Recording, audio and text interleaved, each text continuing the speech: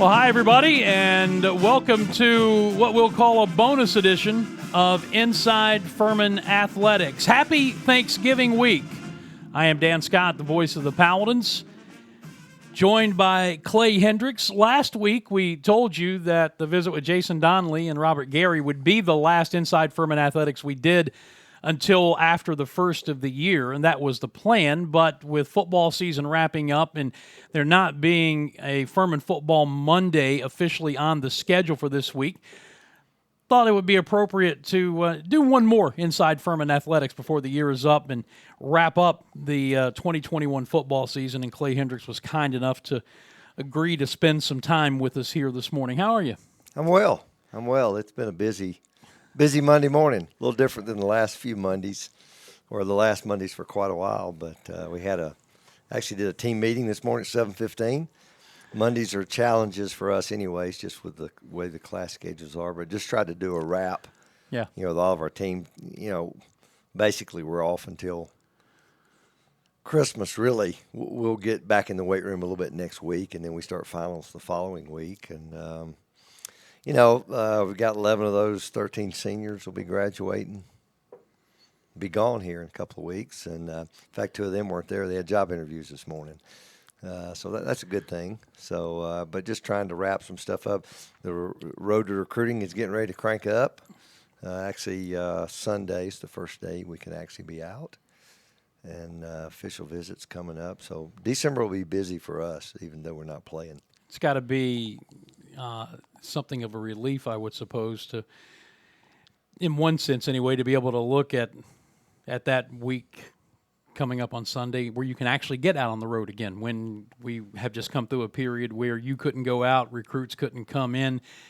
I don't know that it's 100% normal yet, but it's normal enough where you're able to look at it on the calendar and say, this is when we can go out and do what we have to do. Yeah, it is, Dan. I really don't know the last time we could, because the winter of maybe not even the spring of 20, because I guess the COVID big hit came in March. We didn't recruit that spring, so maybe it's been 2 years, December, 2 years ago. 2019, since we've actually been on the road. Been able to have kids here for games, unofficial visits, those kinds of things. But having a chance to, the Zoom still, it's popular and productive. Had one last night, but having a chance to get in homes, get in front of kids, get in front of parents. We've been able to get to some games. It's a little hard to get to games during the fall and get back as we're playing. But it's a good problem to have.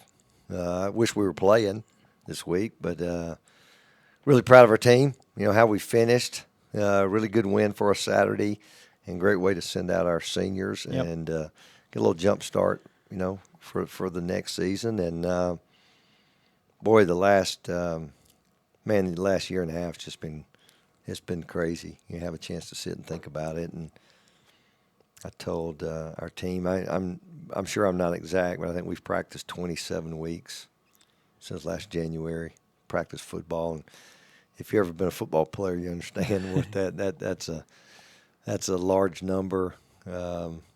18 games, 10 of which were on the road, not to mention the off-season stuff. And I think we've dealt with some things that I quite frankly, I don't think anybody in the country dealt with a couple of things we dealt with. When you start a spring season, you lose a position that you can't replace.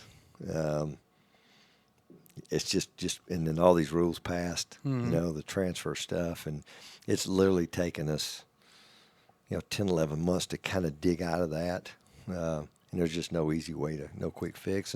But I kind of see it on the horizon now, and we're at a really good spot with the players we got coming back. Got a really good group. I mean, we're, knock on wood, we're close to being done with the spots we have available. Somebody asked me this morning about options, portals, and I said, hey, I'm open to any option that I think helps us. So we're going to look at that. I mean, that's the world of college football 2021, so we need to be in that world. We just have a few more restrictions than some other people.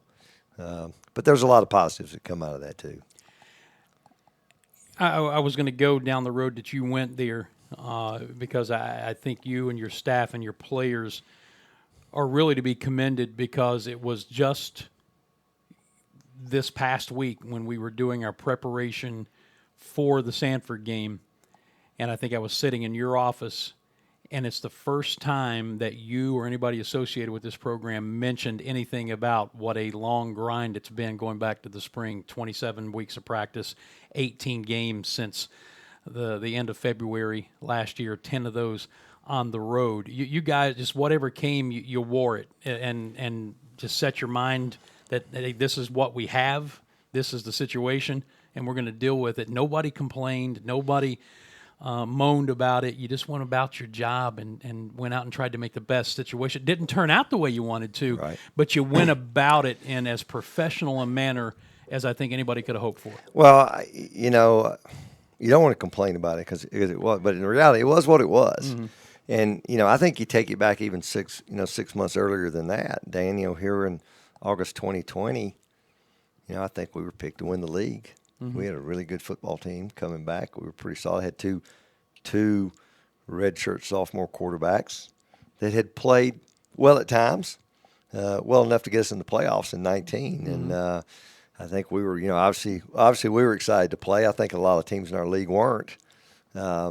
You know, it's funny, you look at this East Tennessee group, I think I went back and looked, they were picked to finish 8th that year, you know, coming into the fall of 2020, and then they didn't play. Fast forward to the spring, get their whole team back, go back to the fall, bring the whole team back, and they had a heck of a year. You know, and so we didn't get to play, you know, which was totally out of our hands. Get pushed to the spring. Then we dealt with some challenges, you know, personnel-wise that other people didn't have to deal with. Because as we were maybe falling behind there, they were adding more, mm-hmm. you know, between 6 and 7. And in one case, East Tennessee, I mean, their guy they nominated for Player of the Year this year was his 8th season in college football, you know, and it's just it was what it was, you know, and but our kids, you know, persevered. In a lot of ways, I kind of see the spring and the fall as one season because really nothing changed for us. Right. I think we graduated 6 kids that we didn't have in the fall from the spring. And other than the freshmen we added, you know, we played 4 freshmen this fall. We burned a year on 4 guys. You know, Jace Wilson, Josh Harris, Dominic Morris, and Bryce Stanfield, mm-hmm. who we ended up losing to an injury. So really only burned a year on 4 guys. So our team didn't change. Go back and look at other people's rosters from a year ago and see how it's changed. Not to mention they have everybody back. And but our kids, you know, just really so proud Saturday because I had one goal last week, and I kept telling this, I just wanted to play our best game. I thought we played our best game. Now, could we play better? Yeah, we could, but I thought we played our best game. And I thought we kind of played that way down the stretch. And that didn't mean we did everything great, mm-hmm. But just, you know, you know, we played the whole second half. You think about it, against that group and that attack that scored 42 the week against Florida. We had 2 freshman quarterbacks playing 52 the week before. Yeah, 42 in the first half. Oh, yeah, in the first half. In the first half, and you know, we played with 2 freshman corners the whole second half. You know, we lose a 3,000-yard rusher, you know, that we didn't have, and I laughed. I have a lot of respect for that quarterback, Welch. He's a heck of a player. He's a 6-year guy. And I think Jace Wilson was in the 7th grade when he started playing football at Samford, 7th or 8th grade there. You know, and so that's just at every turn. There was something. Almost sometimes you just had to. It was what it was, and just take it in heart and move on. And yet, there are a lot of coaches around the country who would have used that as an excuse or a crutch. A lot of and maybe justifiably so, but I've never seen that here. You know, I mean, obviously there are some inequities within the framework of the rules because of how the type of school Furman is compared to other schools. We don't have a whole lot in common with a lot of schools in this league now. But I've never heard you use that as an excuse. I've never heard you use it as a crutch. You just are intent to go out and make the best of what you have here. And the thing about it, everything that you said is true, and yet you make one play against ETSU and one more play against Western Carolina, and there's a really good chance that yesterday when they announced that playoff field, we get a playoff bid. I mean, literally, if you wanted to boil it down to as simple as possible, and I know it's never that simple, but you could say 2 plays and very likely this was a playoff team. Yeah, I agree with you. Despite what everybody else. Well, and I really thought it would. I really thought it would be. I remember telling our team. I don't know where it was at this point. I told them, I said two. I actually thought 2 losses might get you a share of the conference championship when we got to that point. And but yeah, we had every opportunity. I mean, give East Tennessee credit, boy, the close games they won and the plays they made. Yeah, but when you have years like that, it bounces your way. But the point I'm making is, with all of those inequities within the framework of the rules and some of the things that Furman has to deal with that other schools in the conference don't, you were still that close. I mean, and in some ways, I think you have to be encouraged by that. I'm very encouraged. I was really encouraged all year. I was frustrated, particularly early on, and how we played offensively and the number of opportunities we left, on the field. I was, but it's not the first time I've dealt with that. But in our staff, I think about Coach George Quarles and the situation at quarterback, and it even goes back to 18. When we played 4 quarterbacks that year. Harris wasn't available early in the year. Right. He was a 5th-year senior, never played, and man, it's just then we kind of felt like we kind of had it kind of building, and then we dealt with another blow, and then. We had Jason Hamp this year. Jason missed most of August, or a good bit of August with COVID, and so it really stunted his growth. And like I said, there have been challenges. I tell our team, that's life. Everybody knows it. The stuff you go through, the challenge you go, and the hurdles, things you have to overcome, and it'll serve our guys well, down the road. But again, just couldn't be more pleased with how we finished. Looking back at it, I told them. These next 2 days, while it's fresh on our mind, there's times stuff happened during the game, and you're making a mental note. This is something in the offseason we've got to address, and you're always addressing the personnel issue. Right. I think our personnel is in really pretty good shape. We've got to shore up a couple positions, certainly from a depth standpoint. But some things that why'd you do this? Why didn't you do that? And sometimes it's just you play the hand you're dealt, and. Those are things you do. I think I told you the other day, your coach, Greg Schiano, I saw his he had a great little Twitter post there. Said, there's 2 things that every man can do. He can work a grill and he can coach football. and I thought that was pretty funny. But it's just, you do the best you have with what you have. And, I think the other thing, Dan, you don't think about it, is in the offseason, we had 3 major changes offensively, staff-wise. And I think they've been phenomenal, what we've been able to do with Antonio, the job he's done. And yeah.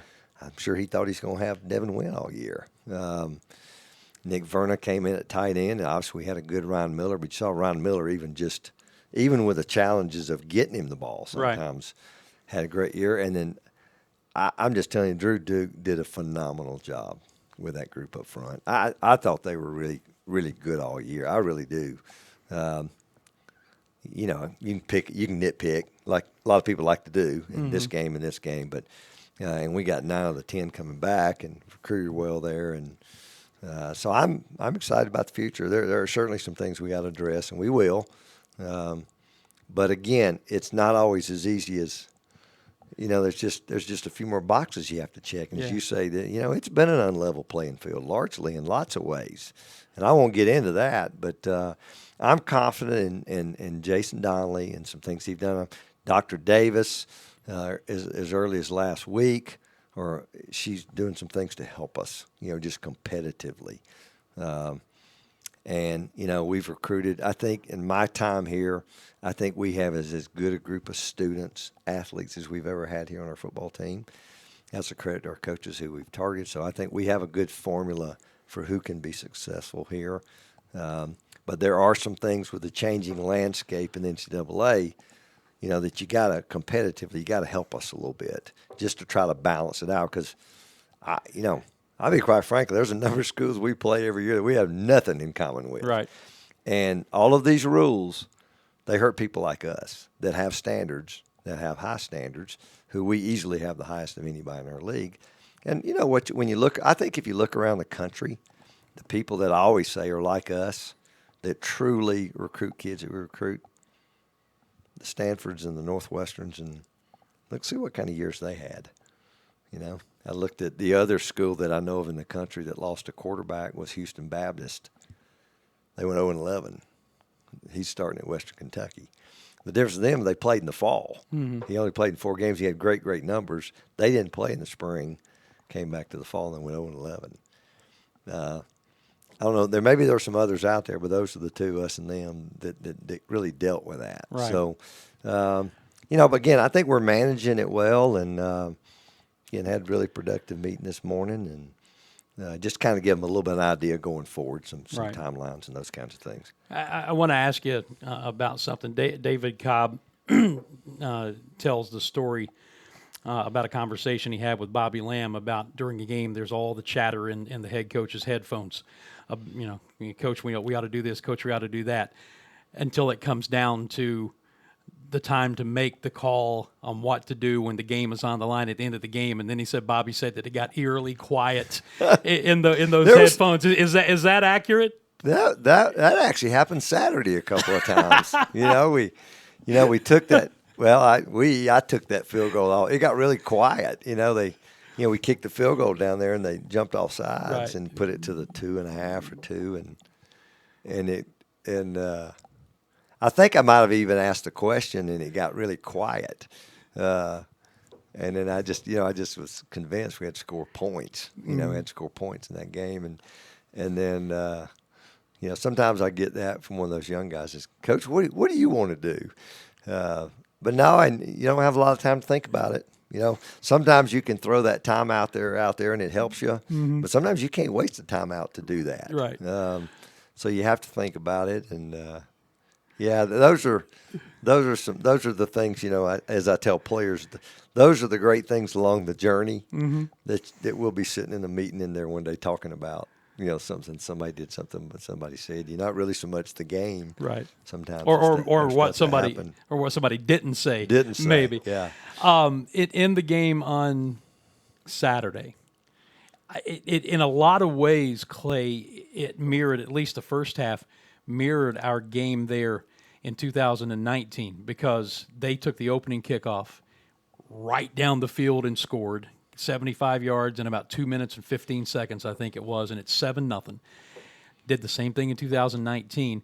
In 19, we hit a big option play, I think it was, with Devin Wynn, and tied it up just like that. It wasn't quite the lightning strike back, but you look up at the end of the half, it's 28-10, I think, at halftime, and after they scored on that first possession, their next 6 possessions, I think, were 5 3-and-outs and a turnover. Yeah. And your defense just did a phenomenal job against them.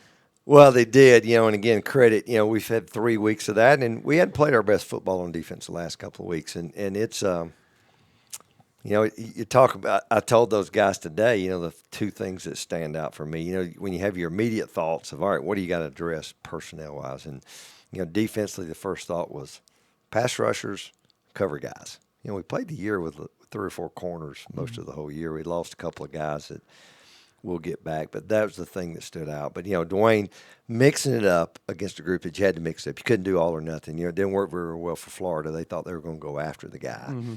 And he gets it out of his hands, and Ford looked like, Washington looked like he was perfectly at home in the SEC. I didn't think he was a factor in the game the other day. And, in fact, credit Dwayne the job they did. Credit Chad Byers, another one of those guys that moved in the new special teams role when we moved Brian into the passing game coordinator, which I think has been a great for all of us. And, the only thing I kept saying to Chad is do not kick it to number 4. And I think the last kick I said, I don't care if you kick it out of bounds, but don't kick it to him. And Axel drilled one deep right, and I'm thinking it's going right to him, but he kicked it so deep he couldn't return it. I said, well, if I'd known you were going to do that, I wouldn't have even had to say that. But we weren't going to let 4, beat us in the kick game return, and he has. He ran one back against us in the spring. Mm-hmm. But I thought the same thing after the first 2 minutes. I'm like, whew, that felt like a 7-on-7 drive. There was nobody rushing the passer, and they were just picking us apart. But after that, I thought we started a little slow offensively, which was big. Because we had to give it back to him, and then we got to stop, and then we started hitting some plays. Jace made some plays. Mm-hmm.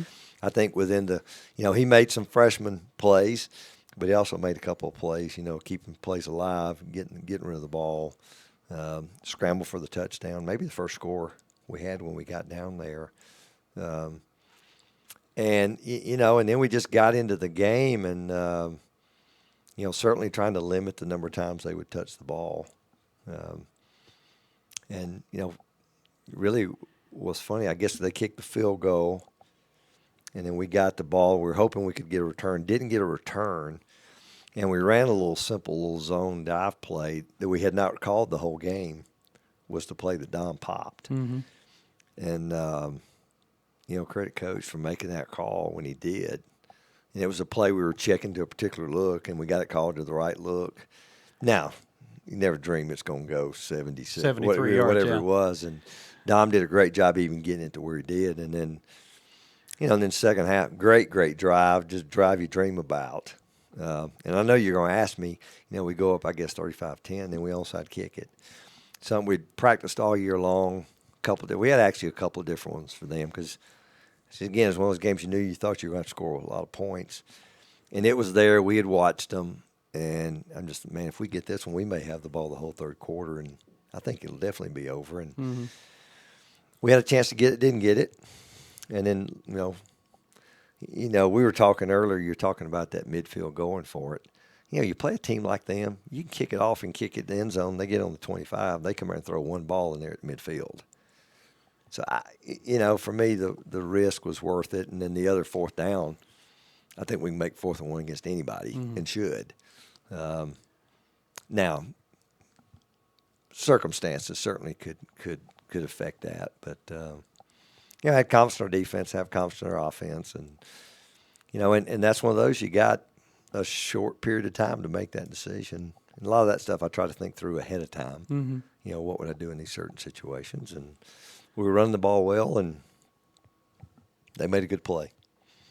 Riverboat Clay Hendrix. But it was fun, and in talking with you before we started the interview, it obviously makes sense because of how quickly they can score and what they can do on offense. So one of the things we talked about in the pregame, and I talked about with George on Thursday, in a game like the best way to defend them is to keep their offense on the sideline, which you did with those 2 huge drives in the second half to start the third quarter and the one that started the fourth quarter. But the other side, if you can do something like that, demoralize them a little bit. They're down 35-10. I know it didn't work, but it was fun to watch you try and to be that aggressive. And you're right, if you get that game's probably over.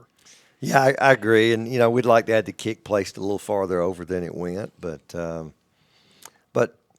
But yeah, that's just we've been a good fourth down team. We've been a really good fourth down defensive team, and again we came out and held them to a field goal. But those are just we were ready to. We had several things ready to go if the situation lended itself to it. And again, Chad's done a great job. I think we were first in the conference. At least we were, and I think we were really good Saturday in kickoff coverage heading into it. Now, you still want to kick it to number 4? I still didn't want to kick it to number 4. Right. So but that's part of the game. You just have to think about. Bonus edition of Inside Furman Athletics with Clay Hendrix as we wrap up the just completed 2021 football season and start to look a little bit ahead towards what's coming up. The difference in that game, that game was the difference in 6-5 and 5-6, and you finished 4-4 in the conference. I asked Marcus McMorris on the air if that kind of motivation was a real thing, that 6-5 would feel so much better going into the offseason. And he said for him personally as a player, he didn't have any trouble with motivation. He said, but there are players that he played with that 6-5 would have meant a lot as opposed to 5-6. How do you weigh in about that? I mean, I know that's not the standard here, but it is a lot better than 5-6. But how much of that, because talking heads in the media, we say that all the time, there'll be a lot, great momentum going into the offseason. Is it really? Oh, I think there's definitely some momentum. Mm-hmm. Obviously that's not the standard we set for ourselves. And, it's funny. I've had 2 different guys. I have a guy come speak to our team a couple of weeks ago on our Friday little share time we do that, that we had a team in guess it was 1995. It was maybe Coach Johnson's. We'd had that great run, from mid 80s to about early 90s, and then we had a couple of years we weren't very good, to be quite honest with you, and started building it back up. Coach Johnson, maybe it was Coach Johnson's second year, and I never forget we went to Chattanooga in this kind of same kind of situation. I think the difference was this year it just felt like we had a chance to win every game. Right. Other than NC State, we just felt like and we won a game up there. Can't even remember I can remember a little bit about the game, and the next year we win 9, lose to Marshall twice. The Randy Moss year, the great Marshall team, and then next thing you know, we get that run from late 90s through about mid 2000s where we thought we should have won several national championships. We were right there in the thick of it, and I just a lot of things certainly have changed between now and then. People that unfortunately, if you want to, I'm a 86 grad and guys there, and it's just it's a totally different world, and you look at the Missouri Valley and these schools and finances and the recruiting rules and all this other stuff. It's just such a different world, And I think we've adapted well. Key for us is our goal is always going to be to be the best we can be, and certainly our goal is to win a conference championship and get in the playoffs. And then, I told a high school kid last night, I said, you always have to be the best team. You just need to play the best, particularly if you get in there. If you can get in, you got a chance. And that's what we're going to keep doing. We don't hide our goals. There's one down there in the room downstairs. You can look at it, and the bottom one is win the national championship. And I'm not backing down on that one. I've been here when we did it. A lot of things have changed since then, and a lot more challenges. And as we say, the playing field's not quite the same. But with what we have, support facilities, the staff we have, the players we have, we just need a couple of those little difference makers, whatever that may be, competitively, and certainly some of it's players. Then we certainly have confidence we can get there. When I stop feeling that way, I won't be sitting in this chair anymore, and I feel as confident about it as I ever have. It doesn't make it easy. And I think everybody wants to. I can remember. I think it was about 1989. I remember Bruce Fowler and we were assistants on the staff, and we were getting letters. And we didn't get emails in those days. You're getting letters and and phone calls about how boring our games were because we were beating everybody so bad. And I just said, so it's something all the time,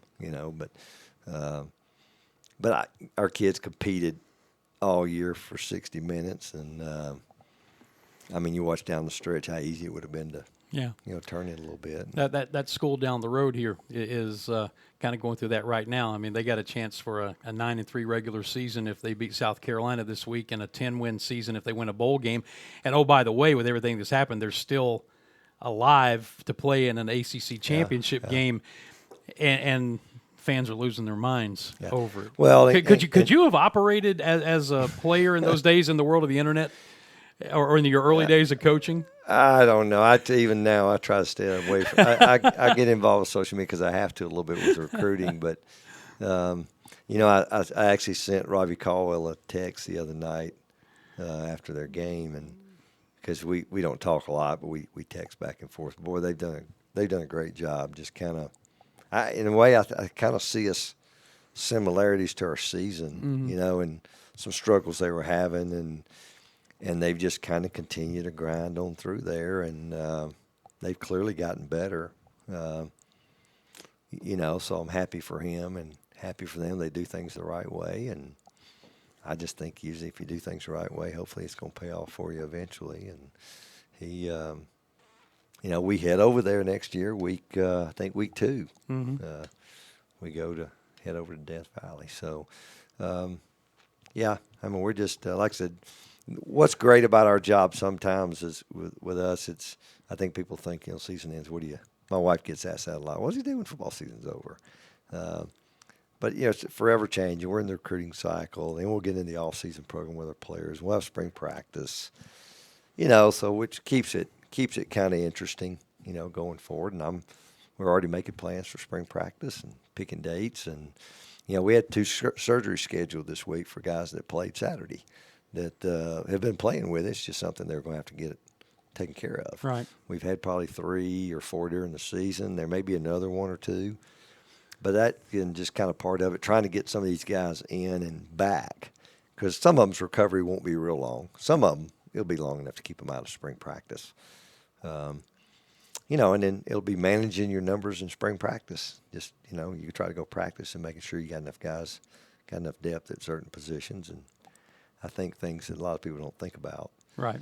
But it's part of it. Well, you've got the bulk of this team, of this 2 deep coming back. I think 2 starters on offense will be missing, and depending on how you look at who actually was a starter in that game against Samford, Elijah, Adrian Hope, who else am I missing? Yeah, DeMarcus. Yeah, DeMarcus. I think maybe other than one position on our entire team, we'll have somebody back that has started. Yeah. So point being, you're going to have a really, really good nucleus of guys coming back. I agree, and we were able to. I can't remember what the class size was now. Was it 15 or 16 guys in the last class? We played 4.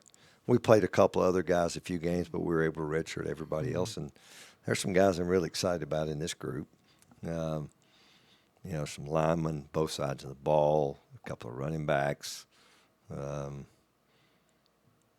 a good group there.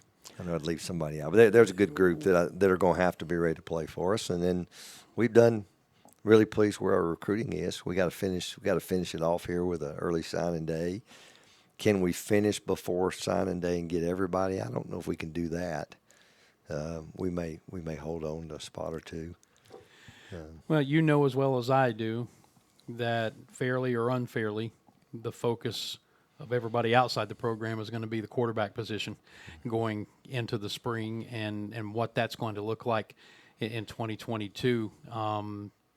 The young man who started for you on Saturday is really going to benefit of having a full off season in this program, Jace Wilson. Well, him and everybody else. Yeah. It's just for him. I told him I give him a little bit of a hard time when he's gotten tackled a few times out there in one-on-one. I said, if you're 10 pounds heavier, that guy wouldn't have pulled you down. But he just kind of smiles. But the off season will be. We hadn't had one, and we got 2 classes now. I've never had a true off season, so that'll be huge. I think that's our number one. That's our number one goal. Is I think we have good bodies, but we got to make some great gains, strength. That takes a huge commitment from our kids. Right. They got a guy that's going to help them get there, and we'll help them. But I think that's got to be the driving force there. Got a commitment from Matt Sachoka to come back. One of the things we do have a avenue for a grad program starting in the fall that certainly can help us. To what degree, I don't know, but Matt Sachoka is a guy, we lost him early, played 1 game. I'm thrilled to have him back. And I think Max, he's got 2 years he can play. There's a couple of options for a couple of other guys. And, the quarterback position, we're going to sign a guy, Jace. And then, I think Hamp's got some decisions he's got to make. Hamp can go to med school. There's thoughts of a master's program, covering that. So I think he's got to make some decisions. So, there's a couple of things we got to continue to address. And it's just not as black and white as people want to make it sometimes. It's right. just not. But certainly the off-season development will be huge for us. And, again, we had hoped we'd had Jace here a year ago in January. He'd been a totally different guy this fall. Right. Well, we got him here now. And he's played, I guess he started now 6 Division I football games and handled himself pretty well. So I think he'll be a completely different guy.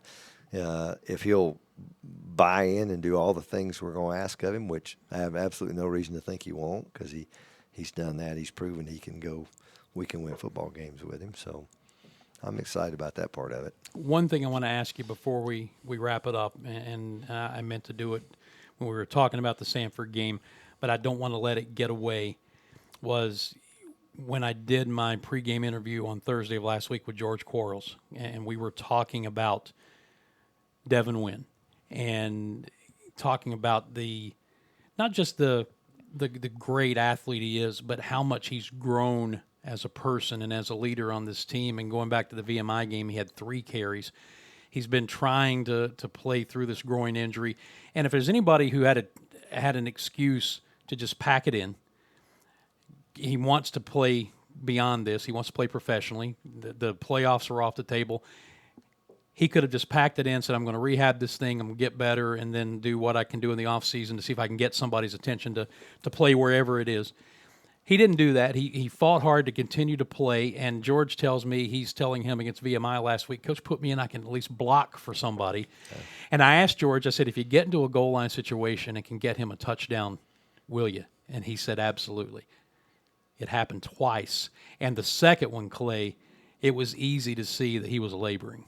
As he was trying to get to that corner, he was really laboring trying to get there, but he got there, by golly. He did, Dan, and here's the old story behind the story. Yeah. I think that was the 4th down play. Mm-hmm. I looked up, and he's in there, and he wouldn't have been my first choice because, I mean, you saw him. Right. You know, he was laboring to get there, and that's I love the kid, and he comes there and he practices, and he's tough, and I'm thinking, I'm just sitting there thinking, is he going to be able to make it, you know? And I just was thrilled that he was able to. And, I told him he was on that group this morning we met, and I was looking at each one of them. I can remember kind of the first experience with any of them. I was talking to Ryan DeLuca. I remember he and his dad standing down there in the lobby. But, you know, Devin there at Greene County High School, Robert Edwards, you know, the famous Georgia Patriots running back, you know, was his high school coach, and just talking to him about him. And Devin didn't have a lot of options, and had led the state of Georgia in rushing.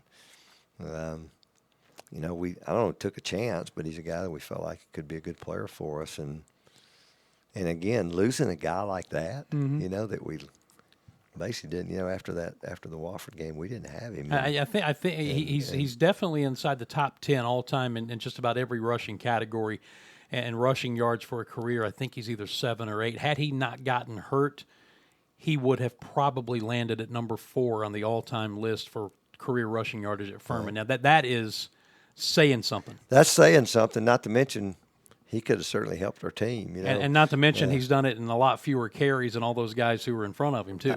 I agree. And, you know, but just him to have that opportunity, I was, you know, like I said, I talked to him after the game. And, you know, the great thing is he's got a chance to be a Furman graduate here, you know, next month. And excited about that. I really think, you know, we're trying to, you know, him having the ability to be able to train here in the offseason, get healthy, because it's an injury he should be able to completely recover from.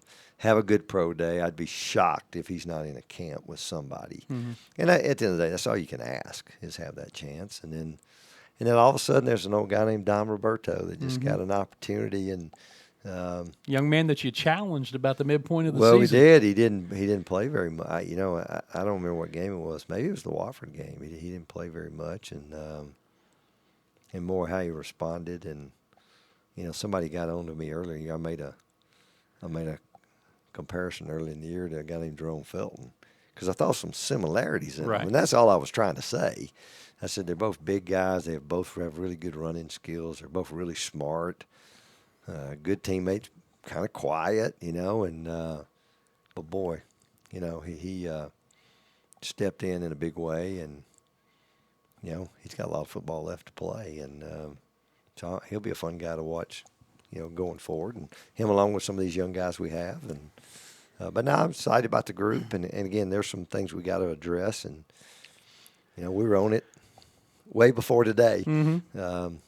Just going forward, and there's things that pop up, Dan, every day with this portal and rules, and just it's interesting to see stuff. And we don't deal with some of it, but I got some friends in coaching that, you know, there's people that aren't even recruiting high school kids. They just say, we're just going to recruit portal kids, because if we take a kid out of the portal, then, you know, he can't transfer, because, you know, there's a one-time exception. They said, if we sign a high school kid, he can leave us.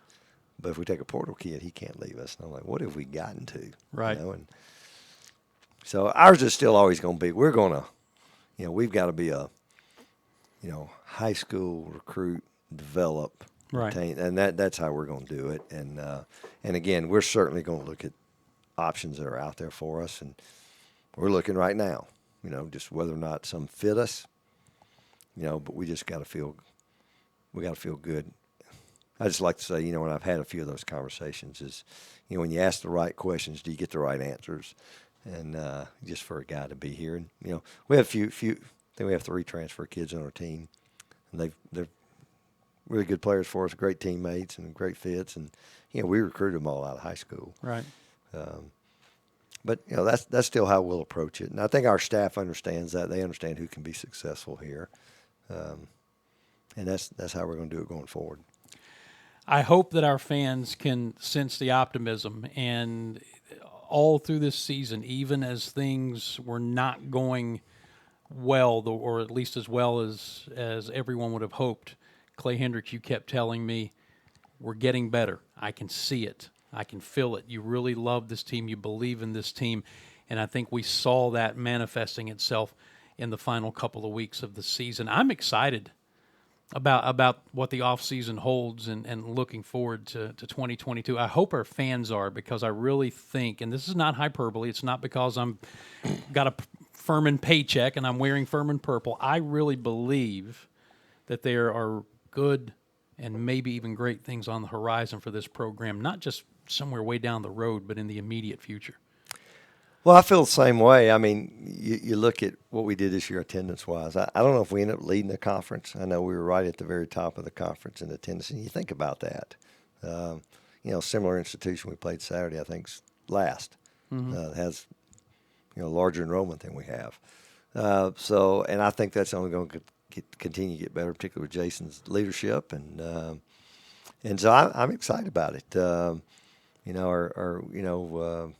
FFPA group, who's been a phenomenal supporter of ours, continues to do that, and again, it's just continuing to recruit kids that can be successful, value the education that they can get here, and I'm excited to send this group off to see what they're doing, and they're off doing great things, and I'm excited about the offseason. I enjoy sometimes the spring practices, and the development part of it is a good. Is a good part of the experience, I think, for the coaches and players, and we got a lot of work ahead. And we're nowhere near where we need to be, and we certainly, I thought we played well Saturday, but we're still nowhere where we want to be. But as long as we're making progress and doing the right things, and kids are working, and they're doing all the things we ask them to do, both on and off the field, and I'm at peace with that. Well, let's have a great offseason. Try to relax a little bit this week. Not easy, is it? Not easy, but after these couple of days, we'll get a chance. Thanksgiving's a great time of year, so I'm excited to be with some family.